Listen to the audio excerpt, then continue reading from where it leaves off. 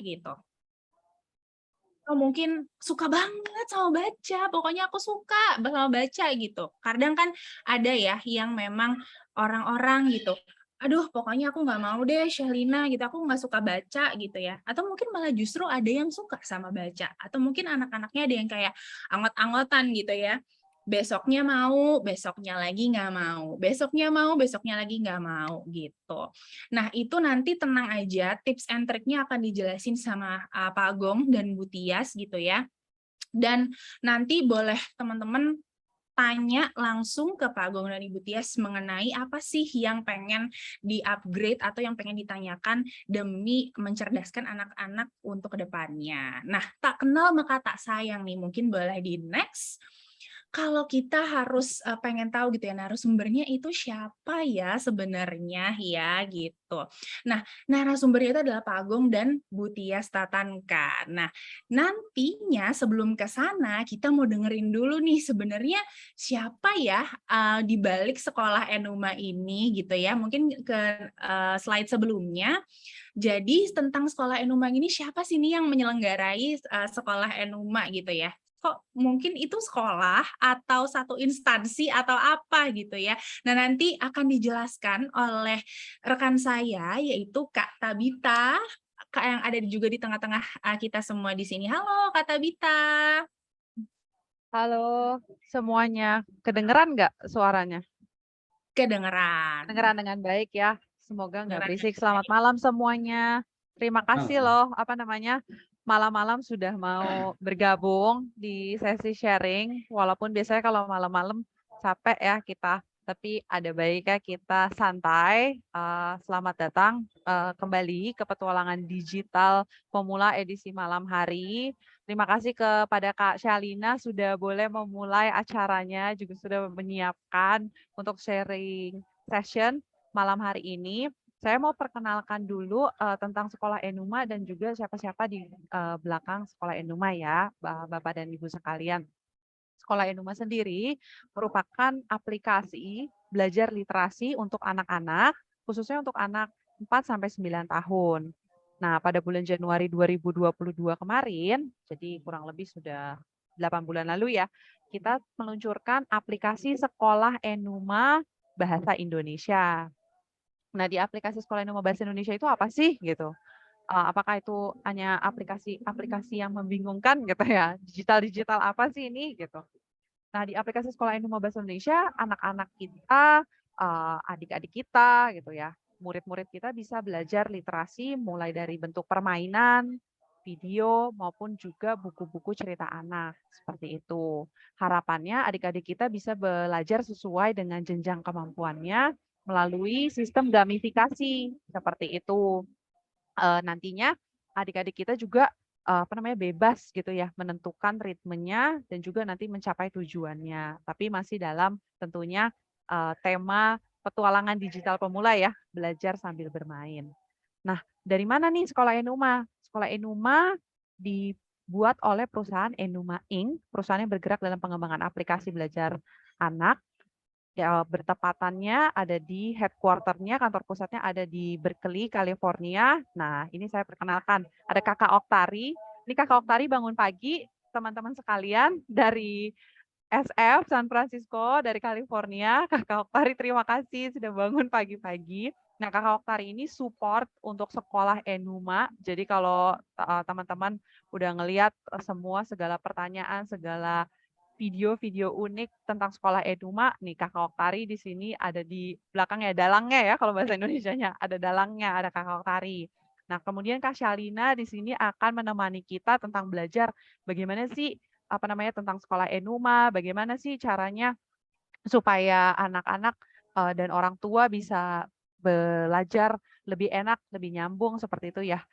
Itu ada Kak Shalina dan juga ada Kakak Putri di sini, tapi mungkin Kak Putri sedang ini ya off cam. Nah, Kak Putri di sini juga ada tim kita, ini juga yang mengkontak segala community atau organisasi di Indonesia. Jadi kami ingin sekali memberi kabar baik tentang Sekolah Enuma Bahasa Indonesia, aplikasi kami yang gratis, khususnya untuk belajar literasi untuk anak-anak usia 4 sampai 9 tahun dan tidak ada iklan.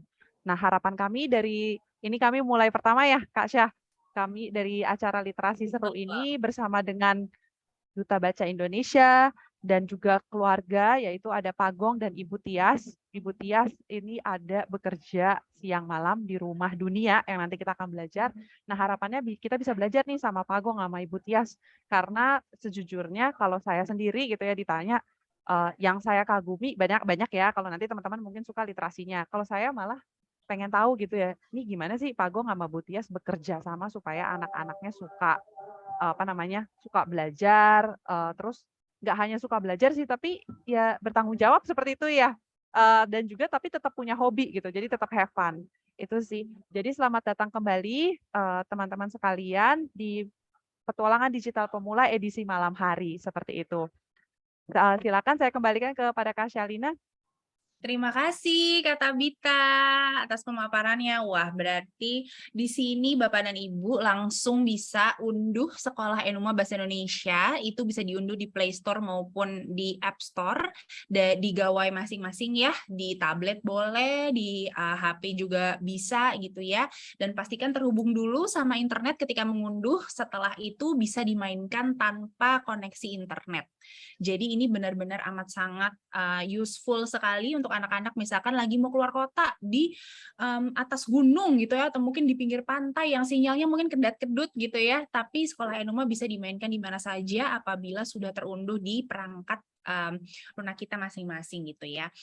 Nah, oke. Terima kasih Kak Tabita atas pemaparannya. Nah, langsung aja kita kenalan nih dengan dua sosok yang amat sangat luar biasa ini, pasangan suami istri, yaitu ada Pak Golagong dan Ibu Tias Tatanka. Selamat malam, Bu Tias dan Pak Selamat Gong. malam. Selamat malam, terima kasih sudah hadir bersama kita, teman-teman. Terima Selamat kasih. malam. Ya, Selamat malam, Pak Gong. Kabarnya apa gimana, kabar? Pak Gong dan Ibu Tias? Mama Alhamdulillah kabarnya sehat. sehat ya. Alhamdulillah sehat ya. Alhamdulillahirrahmanirrahim. Nah, untuk informasi teman-teman, Bapak dan Ibu sekalian, Pak Gong dan Ibu Tias ini sekarang ada di Serang ya. Memang Ya. domisilinya adalah di Serang, di Banten ya. Betul sekali. Jadi memang nggak jauh dari Jakarta, nggak jauh dari Jakarta gitu ya. Tapi memang beliau berdua ini, Bapak dan Ibu amat sangat luar biasa.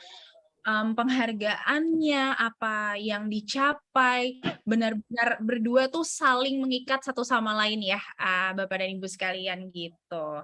Nah, mungkin boleh di next untuk slide-nya gitu ya, kita pengen tahu nih sebenarnya apa yang menjadi titik balik seorang Bapak Golagong dan Ibu Tias Tatanka dalam menjalani pekerjaan saat ini gitu. Nah, ini boleh diceritain nggak nih Pak Gong dan Ibu Tias mengenai slide ini nih? Iya. Oke. Ya, ini menarik nih. Saya ingat kalau saya kan diamputasi tangan umur 11 tahun ya. 11 tahun. Nah ini menu. Jadi setiap mau tidur orang tua saya tuh selalu gimana mendongeng apa. Setelah saya dewasa, ternyata ibu saya koleksi dongengnya lumayan ya. Misalnya Gadis Korek Api, Sepatu Kaca tuh Cinderella ya. Terus Abu Nawas, Kisah 1001 Malam, selain cerita-cerita rakyat di Indonesia, kemudian Samson and Delilah, kisah Nabi Yunus dimakan ikan hiu. Jadi banyak sekali universal dongengnya. Nah, itu yang membuat saya jadi tumbuh tidak minder. Saya jadi kalau ke sekolah gitu nggak mikirin tangan tuh, mikirinnya dongeng aja. Nanti pas di sekolah bilang mau cerita nggak? Ada seru loh. Samson and Delilah, Ben Hur. Ben Hur itu kan asik tuh balap kereta itu. Samson and Delilah, ibu saya bilang apa kekuatannya ada di rambut kalau nggak salah. Nah, jadi ini salah satu pembentukan karakter yang tanpa saya sadar saya dan istri kembangkan ke keempat anak saya. Mungkin istri saya punya juga cerita dongeng sebelum tidur. Silakan Mama. Iya, kalau dulu saya ini karena tinggal di Jawa ya, jadi cerita wayang gitu tuh yang lebih banyak didongengkan sebelum tidur. Terus kalau Saya setelah juga ada wayang lupa. Emangnya orang Jawa aja, saya ya, juga orang Sunda. Diceritain sama wayang. Iya. Terus Gawat. waktu di TVRI mungkin ya ada seri Kum-Kum ya yang manusia gua tuh. Nah, itu epic sekali karena Beda bapak saya zaman, beda tuh zaman. beda. Jadi Zaman. ada cerita kartun ya, ada kartun ceritanya tuh tentang manusia gua, namanya Kum-Kum. Nah, itu sangat menginspirasi karena bapak saya tuh ceritanya dengan heroiknya gitu. Sampai saya kemudian mempraktikannya. Jadi bagaimana bikin api unggun, bagaimana makan di dengan masak sendiri gitu dengan batu-batu gitu. Jadi dongeng itu memang sangat berpengaruh. Berpengaruh ya. Jadi sebelum memang anak-anak kita itu pokoknya pengen anak-anak suka banget baca buku gitu ya. Tapi kita sebagai orang tua sendiri sepatutnya kita udah memberikan apa nih ke anak kita gitu ya.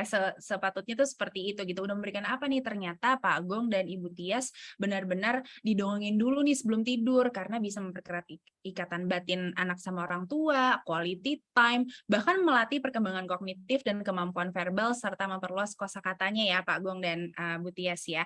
Setuju banget sih sama apa yang disampaikan Pak Agong dan Bu Tias tadi gitu. Kalau Mungkin menurut penelitian orang yang didongengi atau read aloud ya, ibu saya waktu itu belum punya bahan bakunya, belum ada yang nerbitin buku-buku seperti itu. Jadi lebih pada lisan, daya ingatnya aja. Nah, tapi cara mendongengnya keras. Jadi menurut penelitian, jika anak kita dibacakan cerita, kalau di luar negeri kan bukunya yang dibaca ya, kalau di kita kan gesturnya tuh.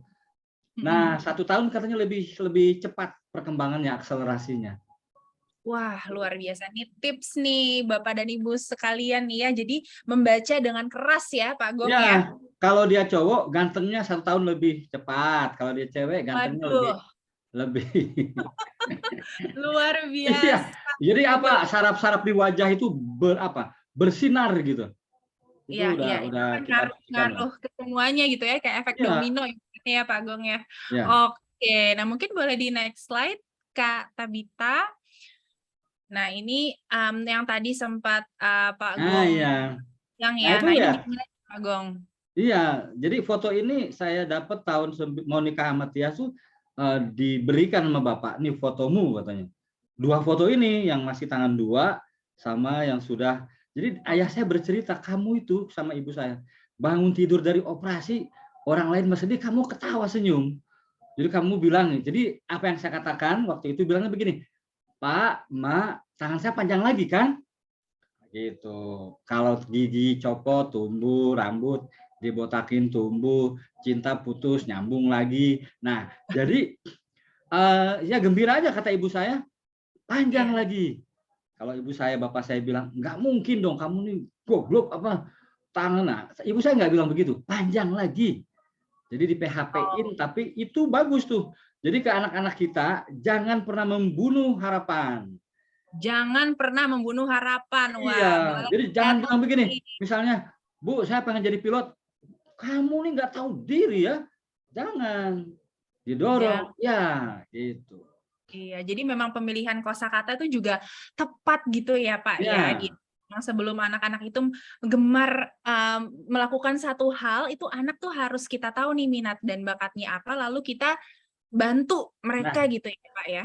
kan saya suka nanya, besok kok nggak panjang lagi? Ibu bapak saya kan supaya saya nggak nanya aja dikasih kegiatan mendengarkan dongeng sebelum tidur, disuruh baca apa aja, disediakan perpustakaannya di rumah. Kemudian satu lagi berolahraga supaya sehat. Jadi saya lupa Betul. bahwa saya itu cacat. Mungkin bisa di next Kak Tabita mengenai olahraga nih Pak. Saya juga tercengang sekali kalau ternyata Pak Gong ini adalah badminton gitu ya, atlet badminton luar biasa. Ini namanya literasi keluarga. Bapak Ibu saya kan guru. Jadi literasi keluarga. Nah, jadi buat semua nih yang hadir, literasi keluarganya diperbaiki. Jadi ketika melakukan 3 hal dengan tekun, Allah bisa karena biasa, olahraga nanti ujung-ujungnya prestasi. Saya di Banten juara kedua, tapi yang juara ke-1 tangannya 2. Oh. Gitu. Ya. Tapi kalau antar orang cacat di Asia Pasifik saya juaranya tahun 85 sampai 90. Jadi saya juara badminton penyandang cacat, terutama yang amputasi tangan, juara ke-1. Jadi saya atlet badminton di Indonesia, mewakili negara. Memang berarti peran orang tua itu benar-benar banget ya Pak ya, kental Nah, sekali Pak ya. tahu nggak jawabannya apa? Tuh kan tanganmu jadi 2 katanya, tumbuh lagi. Oh, jadi saya baru paham tuh. Kalau lagi badminton, tangan kiri saya ada di penonton. Nah, sekarang Oke. Wah, luar biasa nih. sekarang tangan kiri saya ada di istri, ada di keempat anak saya, ada di Rudi, ada di semua. Intinya ibu-ibu, emak-emak, hidup nggak bisa sendiri. Hidup nggak bisa sendiri, betul. Segera Apalagi menikah kalau ya, yang belum menikah. Jangan bahas itu. Siap Pak Gong. Nah, mungkin bisa nih next slide lagi, karena tadi Pak Gong sempat singgung mengenai perpustakaan di rumah ya Pak ya. Itu literasi keluarga. Nah, itu boleh diceritain Pak, bagaimana sih maksudnya mengaplikasikan literasi keluarga itu ke teman-teman yang ada di sini, seperti itu. Ya ibu-ibu, nih yang hadir, era saya sama Tias kan masih mainstream ya, masih konvensional buku-bukunya. Tapi buku-buku itu tetap ada menjadi properti. Kalau orang lain kan sofa atau apapun. Kalau kami propertinya buku. Tapi WiFi, literasi digital juga didorong karena anak-anak kita tidak boleh dicabut dari zamannya. Nah, jadi buat ibu-ibu hanya perlu kontennya aja dikembangkan. Jadi kita orang tua harus adaptif. Nah, jadi perpustakaan di rumah, tapi puncaknya kemudian akan ke buku. Misalnya anak saya yang nggak hobi baca buku, tapi baca bukunya di internet. Jadi orang selalu menganggap begini loh, membaca itu harus konvensional. Enggak. Literasi digital itu juga membaca. Enuma itu sekolah Enuma itu membaca. Orang tua adaptif. Karena yang bikin teknologi ini orang yang suka baca buku. Jadi beberapa teman saya suka menolak internet misalnya. Itu salah. Internet itu adalah produk dari orang yang suka baca buku. Jadi kalau di rumah saya itu ada internet, ada buku. Karena ketika asik membaca internet, digital misalnya ya, nanti nyari tuh konvensionalnya. Pada akhirnya, puncak literasi itu pada akhirnya konvensional, balik ke buku, dicium baunya misalnya nih ya. Buku ini kan dicium baunya gitu. Ini buku. Aku nambahin ya. Ya, Mas, silakan, Mas. Aku tambahin. Jadi dulu waktu anak-anak masih kecil itu di rumah itu ada TV ya, ada televisi karena Mas Gong waktu itu kerja di salah satu televisi swasta. Jadi kita selalu memantau maksudnya ya kerja di TV ya tetap harus ini dong, harus lihat-lihat acara televisi yang lain juga gitu. Nah, anak-anak memang ya akhirnya menikmati TV juga. Tapi di dekat TV itu kita taruh rak buku. Jadi setiap kali mereka misalnya nonton udah kelamaan gitu, saya ambil satu buku. Nanti itu tadi read aloud atau mendongeng dari buku itu. Nah, nanti lama-lama perhatian mereka tuh teralihkan dari televisi ke buku. Itu memang nggak bisa instan. Jadi pelan-pelan gitu. Sampai akhirnya volume dikecilin. Sampai mereka tertarik, akhirnya teralih ke buku tuh. TV matiin. Jadi televisi bukan lagi sesuatu yang didewakan di rumah itu. Gitu. Tapi kami tidak melarang sama sekali. Oke, boleh nonton, tapi apa gitu. Saya menyediakan kalau dulu tuh masih VCD ya. Ada Twinies, ada Clifford, terus ada cerita nabi-nabi. Nah, itu yang kita setel. Sekali mencabut anak kita dari zamannya, dia akan tumbuh jadi anak yang rendah diri, minderan. Seperti itu, bahaya. Oke. Jadi memang yang bisa saya tarik benang merahnya di sini adalah kalau misalkan digital itu sebenarnya bukan suatu hal yang salah ya Pak Bu ya, tapi benar-benar kita harus menyesuaikan dengan zamannya dia sekarang ini. Nanti baru kita dampingi nih gitu kalau ya Pak. Kalau saya jadi anak, saya akan protes. Bapak nih, saya nggak minta dilahirkan. Setelah lahir kok Bapak larang-larang, bukannya mengarahkan. Iya. Betul. Nah, memang sejatinya yang tadi dibilang sama Bu Tias dan Pak Gong, itu benar banget Bapak dan Ibu, karena memang sejatinya kan sekarang ini kan dunia internet tuh kian cepet banget gitu ya, Iya. anak-anak yang Ya. nonton segala macam. Cuman trik dari Bu Tias nih bener-bener kayaknya aku bisa ini nih contek dari tipsnya Bu Tias gitu ya, karena memang nggak bisa dipungkiri kalau anak-anak sekarang memang mungkin nonton gitu ya, dari mungkin di gawainya atau mungkin di televisi gitu ya, tapi Strateginya memang gini, ya setelah digital, nih kalau kamu nanti mati lampu, misalnya atau internetnya kuotanya habis, ada habis.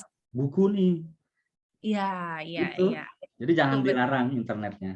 Iya, waduh, terima kasih banyak nih Pak Gong Tapi dan Bu tetap Tias. ini sih Mbak Selina harus ada pantauan dari orang tua. Jadi anak-anak boleh lihat TV, boleh akses internet, tapi kita harus memantau dia lihat apa aja sih di televisi, di internet gitu.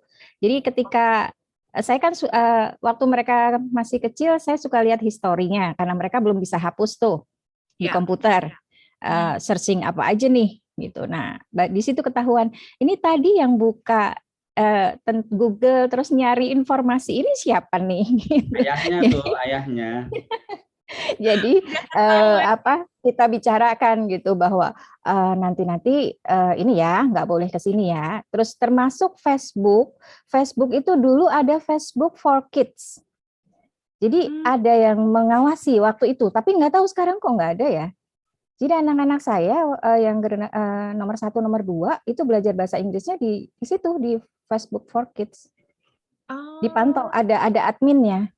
Ketika dia coba-coba karena wah kayaknya gaya deh pakai slang word terus pakai apa sih lihat orang kayaknya pakai dia coba mengatakan sesuatu yang makian gitu ya, yang menurut dia lucu deh kalau diomongin gitu, orang ketawa gitu.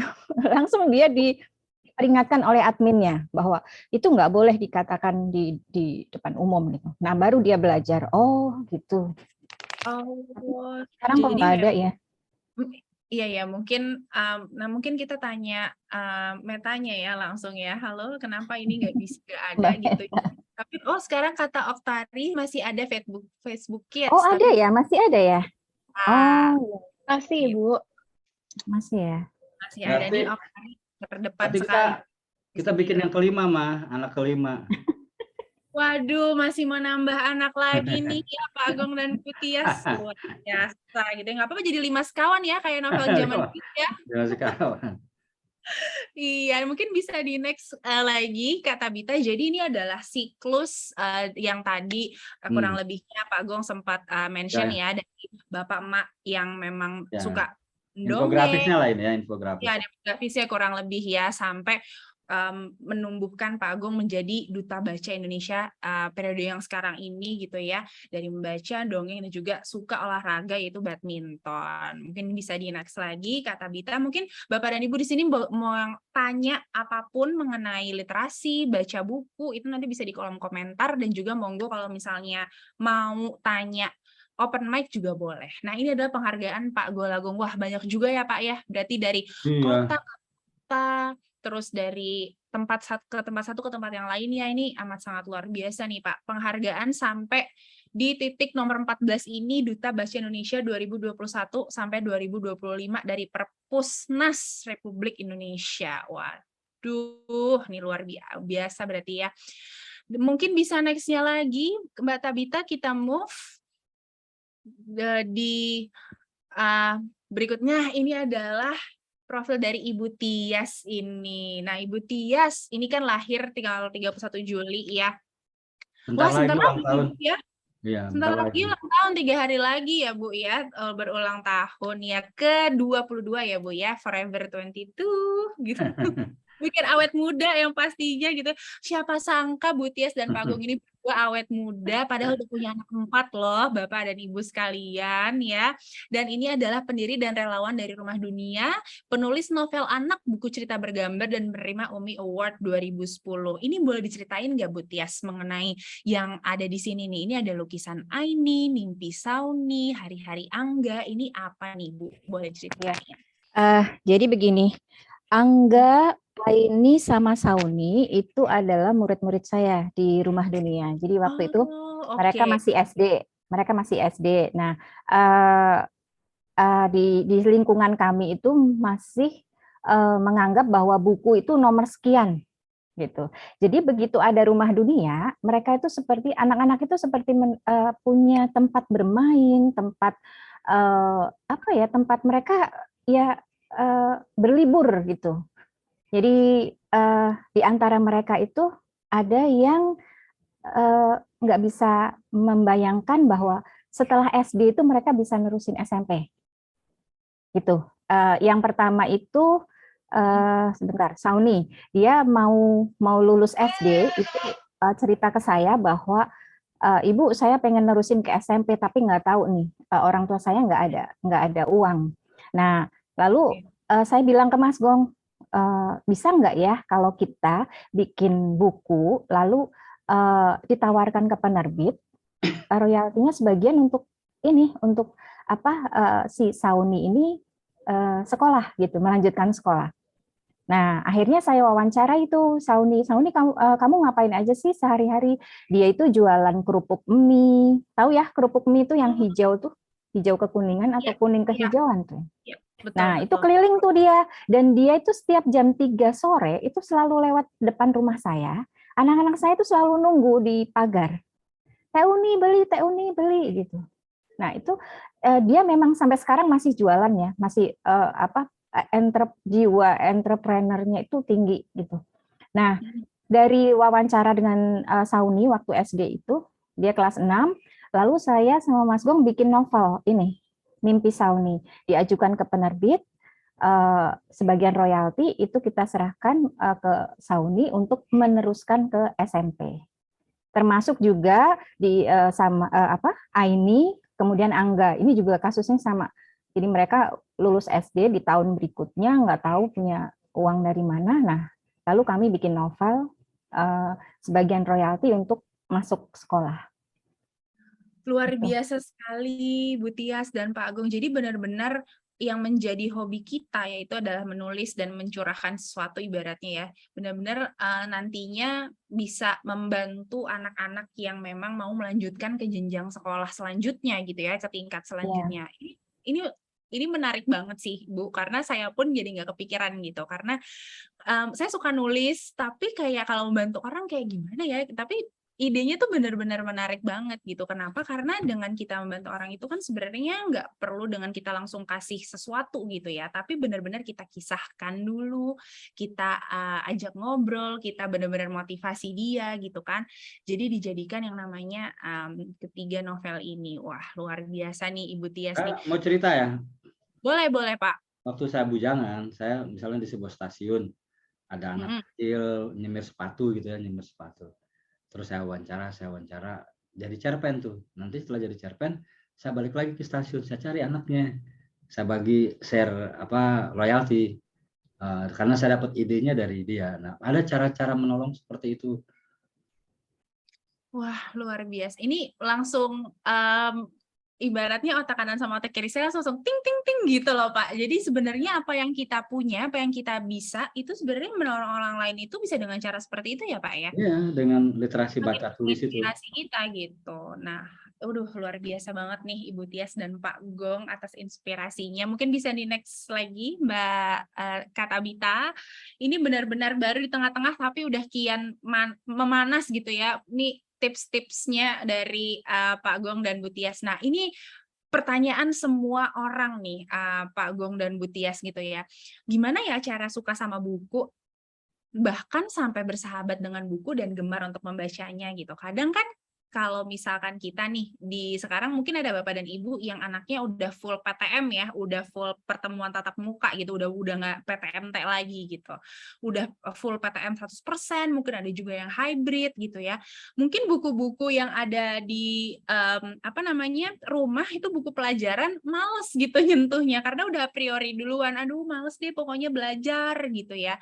Nah, itu Pak Gong sama Bu Tias nanti boleh mungkin nanti kasih tahu rahasianya tuh sebenarnya sebenarnya apa sih yang harus dilakukan dan apa yang harus disiapkan. Mungkin bisa di next lagi.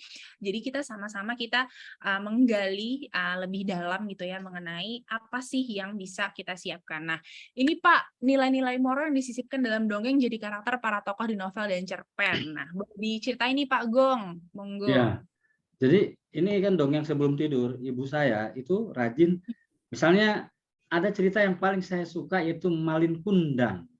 Pernah dengar nggak?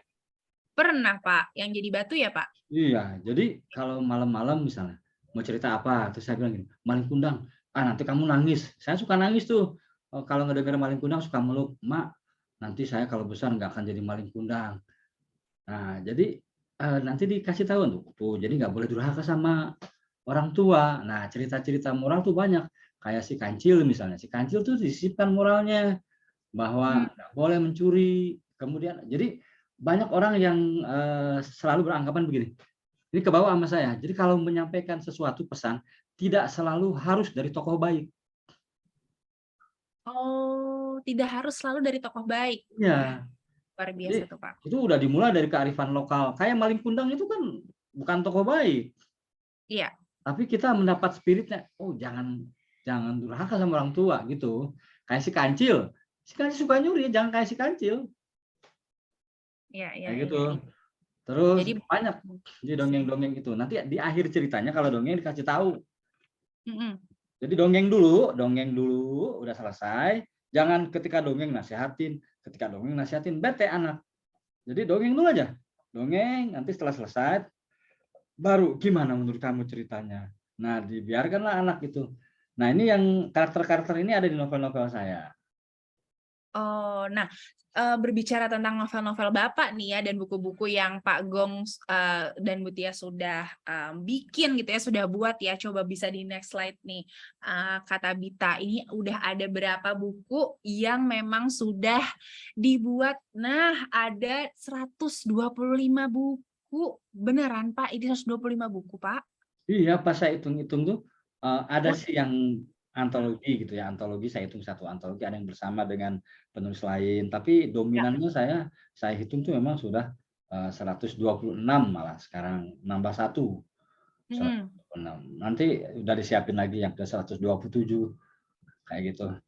Waduh, luar biasa. Tapi sebenarnya ada nggak sih Pak tantangan untuk, karena kan sebenarnya gini, untuk membaca buku itu kan nggak mudah gitu ya Pak ya. Ya. Apalagi benar-benar ke tahap menulis gitu. Menulis kan benar-benar harus cinta sekali sampai membaca, baru habis itu bisa yang namanya menulis gitu. Nah, apabila mungkin di sini Bapak dan Ibu ada yang mungkin anaknya juga suka dibacakan dongeng gitu ya. Nah, itu Ya. sampai 125 untuk mencapai satu buku dibuat. Nah, itu tuh yang harus ditekadkan tuh apa tuh, Pak? Harus gembira dulu, pertama kali harus gembira, harus Gembira. yakin bahwa menulis itu bukan melamun, tapi kerja-kerja intelektual. Jadi ibu bapak kalau pengen nulis, pertama kali harus yakin bahwa itu bukan melamun. Kalau melamun kesurupan. Jadi Nah, kamu disuruh jangan ngelamun ya, emang nggak boleh sebenarnya ngelamun ya. Jadi ya, memang harus dengan hati yang riang, hati yang ya. gembira gitu ya, Pak Nah, ya. kalau pengen belajar, mulailah menuliskan kisah hidup sendiri untuk latihan ya, untuk latihan. Nah, latihan Oh, pakai gaya diary aja. Ada banyak buku-buku yang ditulis dengan gaya diary. Misalnya, halo buku biruku, misalnya, atau halo kertas kosongku, halo my diary. Ada yang kayak gitu. Tanggal sekian. Nah, itu dibiarkan saja mengalir, dibiarkan. Tapi kita harus mau belajar. Nah, belajarlah cara-cara menulisnya. Nah, ini buku harian ini kira-kira apakah hanya sekadar curhat? Itu disebutnya personal literatur. Ya. Jadi sering-sering disingkatnya personal literatur. Itu boleh, diperbolehkan. Nah, personal literatur itu ada yang memang khusus di ruang-ruang pribadi, ya. Nah, ketika misalnya saya editor, tiba-tiba ngebaca itu, kayak banyak tuh personal literatur, kayak orang Palestina tuh bikin buku apa ya, saya lupa. Siapa nama anak kecil tuh yang mati itu, yang sembunyi oleh Nazi itu, ya. Namanya siapa lupa ya. Nah, ada banyak tulisan-tulisan yang tadinya personal literatur diselundupkan dari penjara misalnya dan sebagainya. tercium oleh kapitalis, oleh bisnis, itu ternyata di dalamnya ada banyak message. Walaupun misalnya Papillon ya, ada tuh Papillon ditulisnya ya, narapidana dari Perancis itu kan, dia menyelundupkan tulisan-tulisannya tuh lewat dari penjara tuh ya, ditulis lalu ditanya sama penerbit, ini kisah nyatamu? Iya. Nah, di dalamnya itu ternyata ada message-nya. Message-nya adalah jangan pantang menyerah. Di dalam cerita itu kan Papillon itu selalu berupaya melarikan diri dari penjara karena dia tidak bersalah, dia dituduh. Nah, itu ternyata personal literatur itu kemudian box office difilmkan dan sebagainya. Jadi jangan pernah merasa bahwa pengalaman hidup kita itu tidak bisa dituliskan. Tuliskan aja. Tuliskan, nanti suruh baca orang lain. Sekarang ada website, bikin aja satu kategori, diariku misalnya. Nggak apa-apa, sepanjang itu bukan hoax ya, bukan hoax. Ya. Nah, kalau kita punya disiplin ilmu, misalnya psikologi, antropologi, sosiologi, atau filsafat, bisa disisipkan tuh teori-teori itu kita bahas. Jadi, Wah, menarik, Pak. seperti Jadi itu. memang awalnya dari diri kita sendiri dulu ya. Jadi Buka kelas pelan-pelan. lah, nanti buka kelas aja, Enuma, kelas menulis. Boleh, Pak. Nanti Chicken Agung shop. yang Tias yang ngajarin ya. Ya, Chicken shop tuh. siap. Nah, ini tadi mengenai Pak Gong, alhamdulillah sudah 125 buku, bahkan sekarang 126 buku, mungkin bisa di next Kak Tabita. Nah, ini ada yang namanya Satu Rumah, di mana rumah ini saya dan Kak Tabita juga berkesempatan waktu itu singgah ke sini gitu ya. Nah, ini bisa diceritakan nih, Nah, Tias dan Pak Gong mengenai rumah dunia ini, gimana? jadi outcome-nya Rudi harus ngomong tuh cerita. Jadi gini, nanti Tias tambahin. Waktu saya SMA, saya belajar sastra jurnalistik film itu susah minta ampun di Serang karena nggak ada sekolahnya. Jadi harus ke Taman Ismail Marzuki, harus ke Bandung. Nah, di situ saya bertransaksi sama Tuhan. Kalau engkau beri aku sukses jadi penulis, akan aku bangun gelanggang remaja atau youth center atau learning center yang kami beri nama Rumah Dunia. Nah, itu sih awalnya. Jadi saya bilang gini, ya Tuhan, sukseskan aku jadi penulis. Kalau aku sukses jadi penulis, anak-anak masa depan di Banten atau Indonesia akan aku mudahkan jika mereka ingin belajar sastra, jurnalistik, dan film. Itu. Waduh, luar biasa. Misinya mulia banget nih. Pak Gong, saya jadi terharu. Kayak Dan itu aduh. diwujudkan. Jadi sesuatu yang aneh, bukan aneh ya. Jadi jika kita punya semacam keinginan, cita-cita, wujudkan aja. Nanti itu mestakung tuh, semesta akan mendukung sepanjang baik ya. Kalau baik itu cita-citanya, didukung tuh. Saya sering bercerita, bahkan saya ke Tias juga. Sebelumnya saya ke 100 cewek pada nolak, Tias yang ke 101 nerima. Saya pengen bikin perpustakaan. Itu kata Tias, siap. Waduh, Bu Tias, Mas kawin loh, ini mas kawin buat Tias itu. Wah, luar biasa nih Bu Tias ya mengenai hal ini ya. Jadi memang mungkin Bu Tias ada yang mau ditambahin mengenai Rumah Dunia? Iya, jadi gini, waktu sebenarnya saya kenal Mas Gong tuh udah lama, tapi nggak ada pacaran kayak gitu, nggak ada, cuman karena seneng tulisannya aja. Nah, terus pas PDKT beliau bilang, saya punya proposal, jadi dimanapun kita tinggal tuh nanti saya mau bikin learning center gitu. Jadi saat itu saya mikir kalau saya hidup sama dia berarti harus siap hidup itu bukan ya hidup itu bukan cuma buat diri sendiri gitu, karena sejak awal Mas Gong tuh bilang dimanapun kita berada itu harus bermanfaat untuk sekitar gitu. Jadi udah tahu ketika kemudian di belakang rumah itu kebeli tanah, ya udah itu dimanfaatkan untuk banyak orang. Setuju, Jadi termasuk uang belanja juga di awal-awal ya harus ikhlas terbagi ke sana ke sini gitu untuk kegiatan. Bahasa lain ini gedung di belakang itu hadiah dari saya juara badminton loh dari Menpora itu. Wah, luar biasa. Jadi memang dari juara badminton Menpora langsung dibuat si Rumah Dunia ini ya, Ya, Pak ya. ya. Waduh, luar biasa. Nah, kita lanjut nih ke cerita berikutnya karena ini juga waktu sudah hampir menunjukkan pukul 9, jadi kita bisa langsung ke slide berikutnya nih. Ada apa? Wah, ini dia nih, 30 April 2021 jadi Duta Baca Indonesia. Ini yang sebelumnya Najwa Shihab ya, Pak ya? Ya, Najwa Shihab. Wah, digantikan dengan Bapak Pak Gong ya. Ini dua sosok yang juga sangat luar biasa gitu ya dengan berdaya dengan bukunya gitu. Bisa di next slide lagi mungkin Kak Tabita. Jadi memang untuk jadi Duta Baca Indonesia tuh apa sih Pak perasaannya Pak? Tias aja yang cerita lah. Gimana Jadi nih? gini, jadi gini, kalau sampai Mas Gong dapat bukan penghargaan, apa ya, amanah jadi Duta Baca Indonesia, itu kalau buat kami sebenarnya ini kemudahan dari yang Tuhan berikan ya, yang Allah berikan ke kami untuk memanjangkan langkah gitu. Karena sebelumnya sebelum jadi Duta Baca juga Mas Gong udah keliling dari sejak sebelum menikah juga udah. Jadi kalau ke sekolah-sekolah ngajarin jurnalistik, ngajarin fiksi gitu bersama teman-temannya. Nah, ketika bikin Rumah Dunia apalagi jadi di Rumah Dunia teman-teman itu bisa belajar tentang menulis. Kemudian setiap datang, jadi kalau kami liburan itu nggak pure liburan. Jadi kalau ada di satu tempat itu ada TBM yang kita kunjungi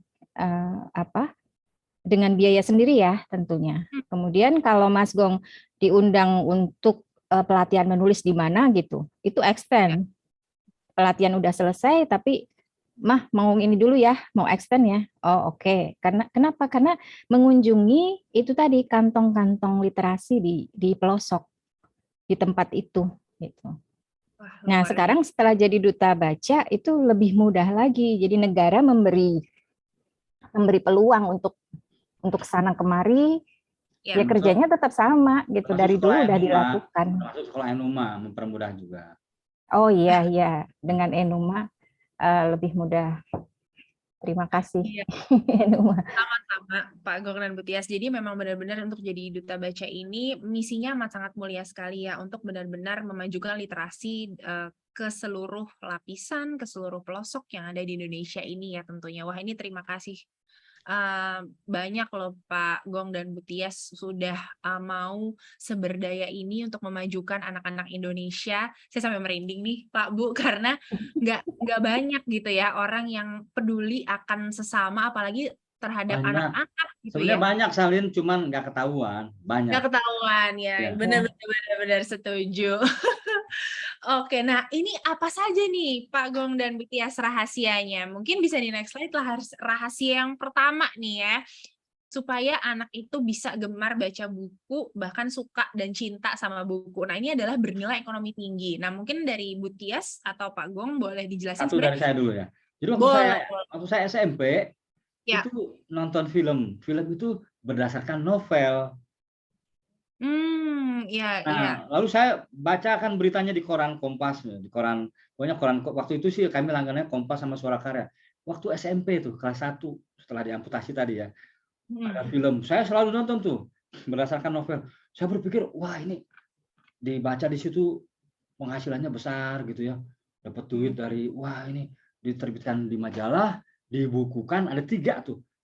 Pertama diterbitkan di majalah, honornya. Kedua dinovelkan, diterbitkan oleh penerbit. Kedua tuh. Ketiga difilmkan. Jadi ada 3. Kemudian satu lagi jadi pembicara. 4. Wah. Ya, kemudian itu satu lagi dapat cewek cantik. gitu. Nah, jadi bernilai ekonomi tinggi. Bener kan? Aku boleh nambahin ya. Ya, nambahin. Boleh. Jadi gini, basic membaca itu sangat berguna gitu. Seperti di sini bernilai ekonomi tinggi. Dari kebiasaan saya membaca ketika SMP kelas 2, kelas 3 itu saya dapat apa?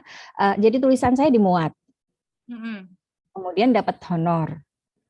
Nah, itu Mm-mm. saya udah menganggap diri saya, oh ini bisa dijadikan pekerjaan loh tulisan ini, gitu. Jadi menulis yang berasal dari membaca itu bisa dijadikan itu dapat uang dari situ, gitu. Mm-mm. Akhirnya jadi senang menulis karena tahu, ini ini nih bisa menghasilkan uang, gitu. Bahkan ketika setelah menikah saya memutuskan untuk bekerja di rumah. Mm-mm. Saya ngerjain orderan menulis yang lewat Mas Gong ya. Ini ada nulis skrip nih. Oke, dari situ bisa dapat uang. Dan sampai sekarang kami juga bekerja dari menulis. Yang basicnya adalah membaca. Dan ini selalu saya tularkan ke anak-anak. Kalau saya ngajar pelatihan menulis, saya bilang ke anak-anak itu, ini bisa jadi pekerjaan loh. Kalau kalian banyak baca, nanti kalian bisa menuliskan apa yang ingin kalian sampaikan. Kemudian bisa dapat uang dari sini. Nah, Bahkan anak kami tuh yang nomor 1 dari umur 8 tahun dia udah nulis novel. 8 Waktu tahun. SD dia membiayai sendiri daftar ulang sekolahnya dari royalti. Jadi dia bangga banget. Aku bayar sekolah sendiri ya, Mah, gitu. Iya. Rudi dapat lomba menulis hadiahnya 9 juta. Oh iya, Rudi dapat hadiah ya. Wah, luar biasa. Jadi bernilai ekonomi tinggi itu adalah sebenarnya kalau dikaitkan dengan gimana caranya untuk anak tuh bisa suka sama baca dan akhirnya nanti nulis, yaitu nanti bisa dijadikan satu mata pencaharian gitu ya untuk Investasi ke depan. dulu ya, membaca tuh investasi. Ya, membaca tuh investasi, betul sekali. Oke, itu rahasia pertama ya. Wah, ini aja value-nya udah luar biasa nih ya, Pak Gong dan Bu Tias ya. Nah, rahasia kedua apa nih, kata Bita? Nah, melihat dunia ini yang tadi saya mention di depan ya. Wah, ini di mana-mana nih. Nah, maksudnya rahasia kedua melihat dunia apa nih? Bisa dipaparkan Pak Nih, Gong dan Bu Tias? Suatu hari begini, kata bapak saya nih. Kamu kalau ke Bandung, hujan, belum tentu loh di Serang hujan.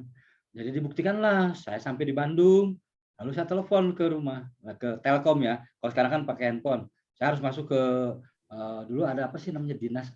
Pokoknya ada Telkom aja ya. Masuk, bayar gitu ya, telepon ke bilik. Wartel. Bukan wartel, masih belum ada, masih Telkom.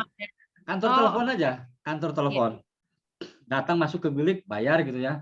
Bayarnya juga saya minta bayar di rumah. Pak, di Bandung hujan. Di Serang hujan nggak? Enggak. Nah, jadi disuruh melihat dunia itu tujuannya. Baca buku misalnya. Ada buku Around the World in 80 Days ya, pada keliling dunia dalam 80 hari. Itu kan ketika saya baca, Masya Allah. Tom Sawyer misalnya. Tom Sawyer saya tuh pengen ke sungai Mississippi itu sampai hari ini belum terwujud. Bagaimana petualangan Huckleberry Finn.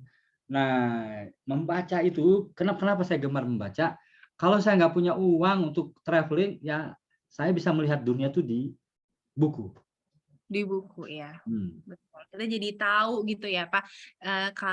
Kalau misalkan kita belum bisa nih ke Eropa gitu ya, atau belum bisa ke kota lain, kita bisa dapat ilmunya dari baca buku ya, Pak. Bisa ngelihat dunia. Nah, Salin, ini ada foto Mbak Tias dengan masjid itu di Taj Mahal. Jadi ketika saya baca bahwa Taj Mahal itu adalah cinta suci seorang lelaki, Syekh Jehan, terhadap istrinya sampai dibuatkan makam. Nah, itu dibuktikan tuh. Jadi kalau nanti Salin atau Tabita atau Oktari ribut sama pasangan, datang ke sini. Itu banyak tuh di situ studi kasusnya. Kita lihat Mah ya, yang mereka berantem, tapi begitu masuk ke sini keluar kayak kesurupan Syekh Jehan, jadi cinta lagi sama pasangannya.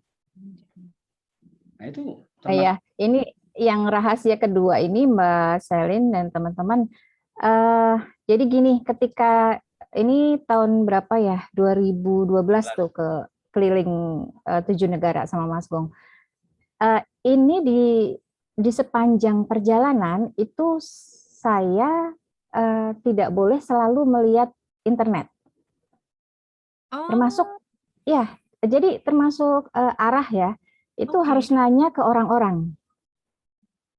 Jadi Oh, Mas Gong meminta saya untuk berkomunikasi dengan masyarakat setempat. Nah, itu sudah di apa ya, kita bicarakan sebelum berangkat. Jadi nanti kalau di sana jangan banyak lihat di internet gitu, tapi tanya ke orang-orang. Nah, tentunya sebelum berangkat saya harus banyak referensi di hmm, 7 negara itu, apa aja tempat-tempat yang bisa kami kunjungi gitu, do sama don't-nya di sana gitu. Nah, itu karena eh, kadangkala jaringan itu kan jelek.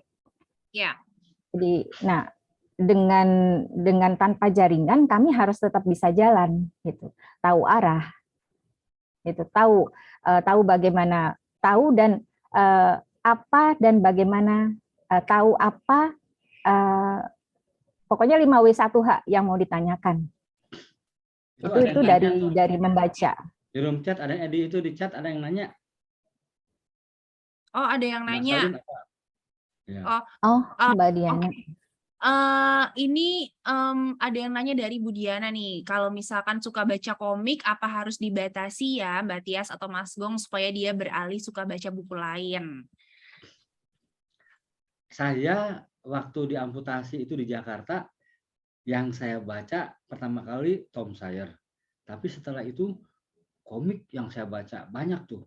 Komik hero kayak Spider-Man, Laba-Laba Merah, Gundala, Godam, terus komik-komik silat. Nggak apa-apa. Sekarang disebutnya buku cerita bergambar, ada pictorial book. Nah, Ya, kalau di Enuma menjadi digital kan sekarang. Jadi nggak apa-apa, biarkan aja. Justru kan anak itu kecerdasan majemuk ya.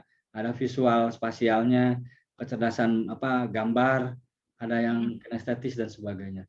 Jadi justru jangan dibatasi, perbanyak aja komik-komik yang ada komik sign kan ada. Jadi ada komik nabi, ada. Jadi jangan homogen, jangan satu jenis saja, harus ya tadi itu kita harus mengenalkan dunia ya, kepada anak-anak kita. Bahkan kita harus mengenalkan musuh kepada anak-anak kita supaya tahu. saya tahu. Betul, betul. Ya, Jadi soalnya dari banyak jenis komik yang sekarang lebih pilihannya sangat banyak ya. Kalau waktu anak saya mulai meningkat remaja, itu dia suka manga. Dan itu gelombang manga itu kencang banget saat itu. Nah, saya harus memfilter. Jadi saya lihat dulu tuh isinya apa nih. Kadangkala terlewat lalu, tapi dia tahu, mah ini nggak bagus nih komik ini. Oh, kenapa? Ini ada busana mininya lah gitu. Jadi oke, skip berarti ada Nah, itu pacarannya ya, gitu. Jadi skip. Jadi tetap kontrol itu ada di orang tua. soal transparansi tadi, karena orang tuanya transparan, jadi si anak pun merespon, nggak ada yang disembunyikan. Ya, ya betul. Jadi memang dari kitanya dulu ya Pak Gong Ya, dan Bu Tias ya yang harus kayak terbuka sama anak ya. Bahkan ya, kalau itu jangan dibatasin tapi semakin disupport dan diberikan istilahnya mungkin cerita lain yang tadi sempat Pak Gong jelaskan juga ya. Mungkin dari segi komik kan nggak hanya itu aja. Jadi banyak ya. nih komik cerita yang lainnya gitu. Nih, untuk wawasan, sekarang negara lewat perpustakaan nasional itu sudah mengingatkan kita semua, termasuk para pustakawan yang bekerja di perpustakaan kota atau provinsi, bahwa setiap orang datang ke perpustakaan harus diarahkan jika mereka membaca buku, kemudian harus punya produk, gitu. Harus tuh, maka disebut sekarang perpustakaan berbasis inklusi sosial. Jadi kalau misalnya Salin datang ke perpustakaan membaca brownies, si pustakawannya nanti harus mengarahkan, bikin brownies dong di rumah, ya. Ketika dia praktik brownies, ada literasi sains di sana. Dia meramu, meracik, ya kan, warnanya apakah warna dari herbal, dari daun dan sebagainya. Lalu setelah jadi dia foto tuh, jadi literasi digital, marketplace dia jual secara online. Ada pengetahuan literasi digital, ada pengetahuan literasi finance. Nah, mereka belajar cara mengelola uangnya. Lalu ada literasi numerasi. Mereka harus membuat logo perusahaannya, brownies-nya, lalu infografisnya. Nah, Jadi itu diarahkan oleh pustakawan. Kalau dia udah sukses, dia harus melibatkan masyarakat, bekerja di home industrinya. Nah, jadi sekarang diarahkan ke sana. Kalau kamu datang ke perpustakaan hanya sekedar membaca, buang-buang waktu itu. Jadi harus punya orientasi, kamu harus mandiri jadi harus ada output outcome, ada produk dan jasanya. Seperti itu. Waduh, luar biasa nih ilmunya nih. Jadi memang harus jadikan satu produk ya supaya kita Ya. makin menggali-gali gitu. Wah, luar biasa.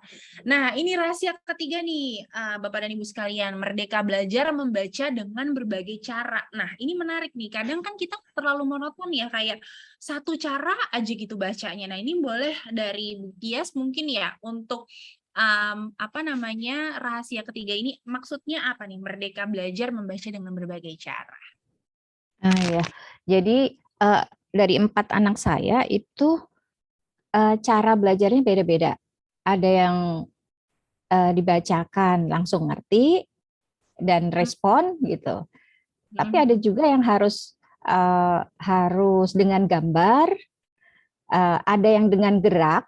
Jadi saya harus memperagakan bacaannya, iya dengan gerak ya. Jadi begini ya, itu jatuhnya itu begini. Nah, dia melihat dari gerakan tangan, dari gestur, dari ekspresifnya orang tua untuk bercerita. Nah, kemudian ada yang belajarnya itu diam. Jadi kalau dia nggak ngerti, saya harus mengulang dan dia diam dengerin. Itu. Nah, jadi kalau kami membebaskan anak-anak belajar dengan caranya sendiri, dengan sesuai dengan kemampuan mereka, itu bakat mereka. Ada yang belajarnya dengan nyanyi-nyanyi, ada yang harus diem, gitu. Jadi macam-macam. Beda-beda ya. Dan itu nggak semua anak bisa satu kesukaan gitu. Jadi kalau misalnya jelasin matematika, itu yang lebih sulit buat saya karena saya harus ke anak yang satu itu dia tahu, oh digambarin rumusnya tuh dia ngerti logika. Oh begini ya, begini. Sampai pernah mau ujian, mau ulangan, itu mah aku belum tahu waktu itu SD. Aku nggak ngerti rumus segitiga itu yang mana sih. Lalu saya gambar. Ini dari kotak, kalau dipotong itu jadi segitiga. Nah, dia ini luasnya begini. Jadi dijelasin dari kotak, kenapa kemudian rumus segitiga itu jadi setengah alas kali tinggi. Oh, dia baru ngerti, oh itu pagi sebelum ulangan. Tapi dia bisa menyerap. Ya. Tapi cara seperti itu nggak bisa untuk adik-adiknya. Udah beda lagi. Ya. Beda anak, beda metode lah ibaratnya ya, Bu. Ya. Kalau Tias itu lebih pada otak kiri, kalau saya kanan. Misalnya saya bawa anaknya keluar mengenalkan transportasi, maka saya ajak traveling. Yuk kita kenal pesawat terbang. Saya bawa dia naik pesawat terbang ke Jogja misalnya. Nanti, ya kayak gitu, pelajaran naik bus. Jadi semuanya jenis kendaraan, mobil pribadi, transportasi publik, jenis-jenis transportasi. Kami sering minta izin ke sekolah. Anak saya besok nggak sekolah seminggu, mau saya ajak ke Surabaya misalnya. Udah sekolahnya di jalan di Surabaya. Di jalan ya. Ya, rambu-rambu. Makanya yang keempat pengen homeschooling ya nggak aneh buat saya.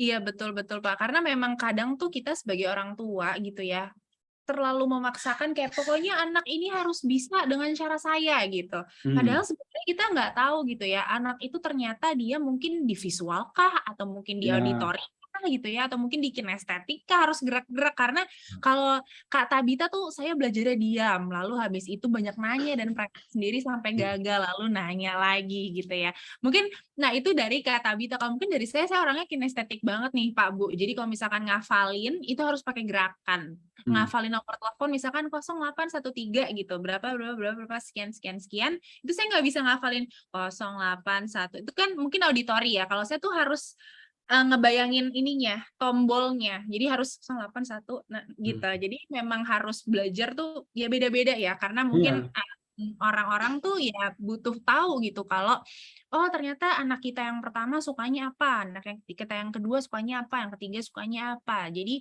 kita bisa sebelum anak itu suka sama buku, kita harus tahu dulu nih karakter anak ini masuknya kemana. Dengan begitu kita juga bisa memaksimalkan potensi yang ada di dalam diri dia gitu ya. Dan kelas di rumah itu meja makan. Jadi di Meja meja makan itu makan, tempat iya. kita berunding, Kita sebagai orang tua jangan malu meminta maaf. Biasanya saya sama istri, sama Tias bilang, gimana, papa udah jadi ayah yang baik nggak?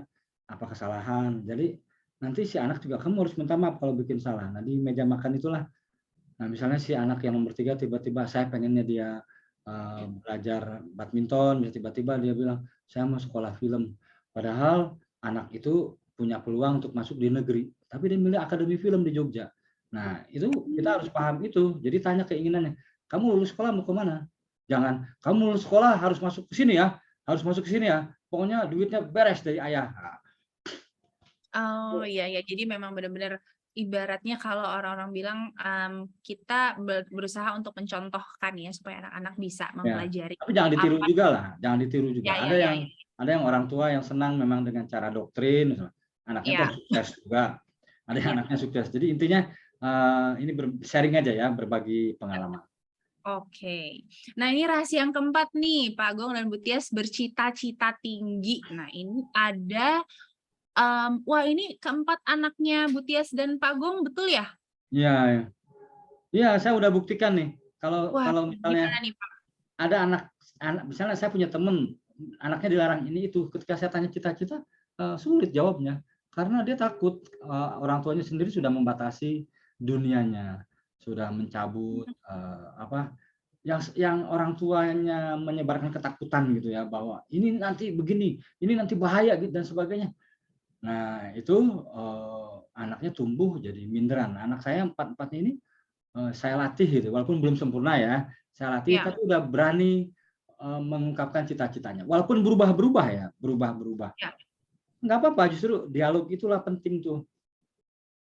Betul-betul, karena kan mungkin yang waktu zaman TK atau lebih kecil lagi cita-cita jadi apa nih? Jadi dokter gitu ya. Nanti seiringnya berjalannya waktu berubah gitu ya, Pak. Ini penting buat keluarga-keluarga yang secara ekonomi seperti saya nih, ekonomi tidak seberuntung yang bisa nyokolain anaknya di kedokteran. Kan persoalannya begini, cita-cita itu pertama dia harus didukung oleh modal.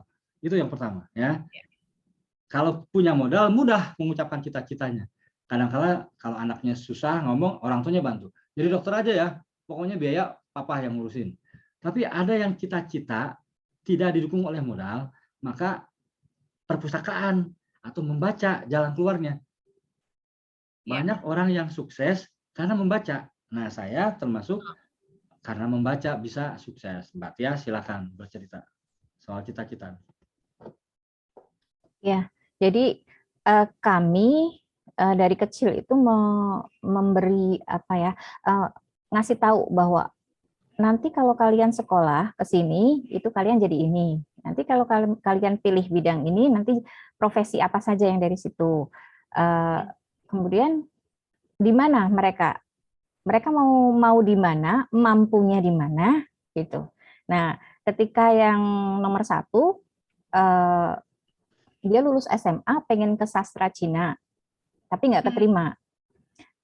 Kami bilang udah kuliah apa saja yang gampang, nanti tahun depan ikut lagi, gitu. Tapi dia nggak mau.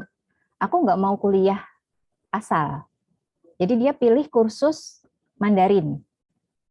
Oke, kursus Mandarin di Jogja, dan dia memilih sendiri kursus yang punya link beasiswa. Dan itu dia tempuh. Dia tempuh untuk dapat beasiswa itu dia harus menghafal sekian ratus kanji Mandarin ya. Dan dia pagi kursus di sebuah lembaga kursus, malamnya dia minta, mah ada boleh nggak nambah kursus tapi privat sama laoshanya, sama gurunya itu. Jadi dia 2 tuh, pagi kursus, malamnya kursus lagi. Itu benar-benar dia tempuh dengan kesulitan yang tinggi, karena kadang-kala nangis, telepon, ini susah Mas, susah. Ya emang nggak ada yang mudah, tapi mau nempuh nggak gitu. Nah itu akhirnya dia dapat beasiswa Terus sekarang dia udah bilang, nanti kalau misalnya aku tinggal bukan di Indonesia gimana? Ya nggak apa-apa. Nanti tapi gimana, kasihan mama papa. Doain kami sehat sehingga nanti bisa berkunjung ke rumahmu di luar negeri gitu. Amin, Nah, amin. sama untuk yang lain juga, yang adik-adiknya juga kita support, kita kasih bayangan bahwa ada loh sekolah berbeasiswa nih, makanya kamu tempuh ke sana gitu. Jadi ini kami sedang menyiapkan yang bungsu, yang ketiga di Akademi Film lumayan lah, ada bukan beasiswa penuh tapi bisa dapat pengurangan biaya masuk gitu. Wah, alhamdulillah. Jadi benar-benar set cita-cita itu memang harus tinggi gitu ya.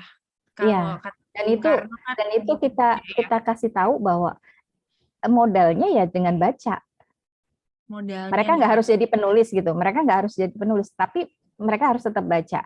Baca bisa dari buku, bisa dari e-book ya. Oke, wah ini luar biasa nih, baru rahasia keempat gitu ya. Rahasia terakhir nih, peduli pada lingkungan Pak, Bu. Nah ini gimana nih, boleh ceritain sebelum kita menutup sesi pada malam hari ini? Iya. Siapa dulu? Papa Mama. dulu deh. Monggo silahkan, Pak Gong dulu boleh, Bu Tias dulu boleh, silahkan. Oh Mama katanya, mungkin Bu Oh, Tias. aku oke. Jadi gini, sejak bikin Rumah Dunia, anak-anak itu terbiasa melihat kami sharing ke orang lain gitu. Nah, saya sih yakin bahwa ini bisa jadi bekal mereka nanti hidup bermasyarakat gitu. Jadi dengan banyak membaca buku maupun membaca lingkungan ya, kejadian-kejadian itu akan menguatkan anak untuk peduli pada lingkungan. Jadi dia nggak akan kemaruk, nggak akan sombong, insya Allah ya. Dia nggak akan rendah diri gitu, karena dia tahu kemampuannya apa dan dia bisa membagikan sesuatu untuk lingkungannya. Nah, misalnya di keempat anak kami ini tidak semuanya ekstrovert, tapi orang sering menganggap introvert itu jelek ya. Padahal sebetulnya enggak, ini anak keempat ini saya lihat sih introvert. Nah, introvert itu biasanya dia kalkulatif ya, dia tuh melihat kegiatannya tuh bakal bermanfaat enggak, jadi selektif dia. Ya. Nah, jadi ya buat yang hadir sekarang, kalau ada anak introvert misalnya, dia bukan malu, bukan, dia tahu gitu, itu wasting time gitu, jadi dia harus cari. Nah ini kayak yang keempat nih, ketika disuruh gini dia oke, nggak ada masalah. Oh berarti dia memang berpikir ini ada manfaatnya enggak buat aku, buat dia. Kalau yang ekstrovert kayak saya kan ya semuanya datang dicoba dan sebagainya. Jadi sebetulnya introvert tidak jelek seperti itu. Oke, jadi memang nggak selamanya orang introvert itu bukan yang sebenarnya sama aja gitu ya antara ekstrovert. Sama aja. Pasti punya kelebihan masing-masing gitu ya, Pak. Penuh Ya. strategi, dia Betul. butuh itu. Jadi dia orang-orang yang introvert tuh memikirkan strateginya gimana dan sebagainya. Jadi mengambil posisi yang tepat gimana, kayak gitu. Ya. Jadi memang peduli pada lingkungan ini memang cukup penting nih. Wah, tidak terasa ya 1,5 jam kita berdiskusi, berbincang di malam hari ini gitu ya. Dan terima kasih banyak untuk teman-teman yang masih stay sampai malam hari ini. Nah ini tagline-nya Pak Agung ya, membaca itu sehat, menulis itu hebat, berkarya dengan menulis, berdaya dengan buku. Gitu. Mungkin bisa di next slide, mungkin dari teman-teman di sini kalau misalkan ada yang mau tanya lagi, monggo, mumpung Bu Tias dan Pak Gong masih hadir di tengah-tengah kita gitu ya. Mungkin sebagai penutup kali ya, kalau misalkan udah nggak ada yang mau tanya lagi gitu ya, kira-kira dari Pak Gong dan Bu Tias ada satu pesan nggak untuk kita para orang tua di sini demi mencerdaskan atau membuat anak tuh jadi suka belajar gitu untuk ke depannya? Ya, dari saya, Monggo, apapun Bu Tias, Pak Gong. apapun cita-citanya, apapun jenis disiplin ilmunya, ada satu cara untuk sukses, yaitu membaca. Membaca ya, apapun caranya yang penting kita membaca gitu. Kalau Jadi, dari Budias gimana? apapun disiplin ilmunya Hmm, ya, apapun disiplin apapun ilmunya, disiplin ilmunya, apapun iya. cita-citanya, ada satu Hmm, cara untuk mewujudkannya, yaitu dengan membaca. baca, betul. Kalau kata film Dilan kan ikro milea gitu ya, Ya. bacalah gitu ya. Kalau misalkan jargon-jargon zaman sekarang gitu. Jadi memang sebenarnya sejatinya semua itu bisa dibaca, bahkan udah ada, tinggal kita mau baca atau enggak gitu dan mau menelaah atau enggak gitu. Terima kasih Pak Gong. Kalau dari Bu Tias gimana nih Bu? Ya, saya cuma nitip aja gini. Membangun peradaban itu nggak bisa sendirian gitu. Jadi masing-masing dari kita itu sebenarnya dititipin untuk peduli pada sekitar. Jadi kalau misalnya misalnya gini, kalau kita mengajak anak membaca atau suka pada buku susah, coba ajak teman-temannya yang lain. Jadi yang diajak itu nggak cuma anak kita gitu, tapi ajak juga anak-anak yang lain di sekitar. Nah, itu akan sekali mendayung 2-3 pulau terlampaui. Jadi selain mengajari anak kita sendiri, dia akan belajar peduli pada lingkungan, kemudian dia semangat untuk belajar karena ternyata nggak cuma saya loh yang butuh belajar gitu. Dan kita jadi itu tadi sudah membayar bahwa setiap kita tuh punya tanggung jawab moral ke sekitar gitu. Jadi jangan muluk-muluk lah misalnya, saya harus ngumpulin satu kampung gitu. Enggak, 1-2 anak sekitar itu sudah langkah yang bagus. Iya, betul. Jadi memang jangan yang benar-benar, wah pengen si anak ina-inu, tapi jangan patah semangat juga. Kita Ya. benar-benar rangkul anak kita dengan yang tadi ya berbagai cara gitu ya Bu ya, supaya anak tuh ujung-ujungnya cinta akan belajar. Wah, terima kasih banyak nih Pak Gong dan Ibu Tias beserta tim yang sudah Sama-sama. hadir pada malam hari ini. Mungkin teman-teman yang masih stay nanti bisa tag ya keseruan acara pada malam hari ini, bisa di tag @sekolah_enuma, @golagong, @tiastatanka, dan @safari_literasi_golagong. Nah, nanti kalau misalkan kita ketemu di direct message atau di Instagram nanti kita bisa saling bertegur sapa ya. Oh, kemarin aku ikut kelas literasi seru nih di tanggal 28 Juli gitu ya. Nah, nanti untuk next-nya kita akan infokan lebih lanjut melalui email maupun melalui WhatsApp grup nantinya yang bisa kita sampaikan baik dari segi event-event keluarga Enuma, event-event sekolah Enuma juga gitu ya, dan juga event-event dari Pak Gong dan Bu Tias juga tentunya. Ya. Nah, yang kata terima kasih banyak Bu Tias dan Pak Gong atas kesediaan waktunya pada malam hari ini. Sama-sama. Semoga selalu mendapat berkah Allah Subhanahu wa taala, Bapak dan Ibu selalu Amin. sehat, semakin menginspirasi banyak orang tua, banyak anak-anak, dan selalu Amin. terberkati selalu. Amin ya rabbal alamin. Nanti kita ketemu lagi ya, Pak, Bu. Ya, Mbak Ya. Oktari, tunggu saya di Manhattan aja lah. Ditunggu, Amin. ditunggu Pak Gong. Terima Terima kasih kasih. banyak Ibu Wah, Ibu Diana. Ya, terima kasih Mbak Diana, Mbak siapa lagi nih? 2144 ya Oh, Bapak iya. atau Ibu, terima kasih banyak sudah hadir. Putri, thank you.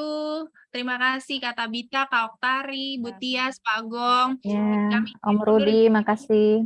Om Rudi. Pak Rudi kok jadi ikutan Om Rudi ya manggilnya ya.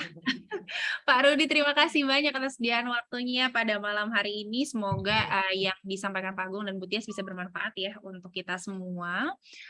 Selamat istirahat. Semoga kita semua selalu dilindungi oleh Tuhan Yang Maha Esa, Allah Subhanahu wa taala. Dan sampai jumpa di petualangan selanjutnya, sampai jumpa di sesi selanjutnya. Selamat malam. Malam.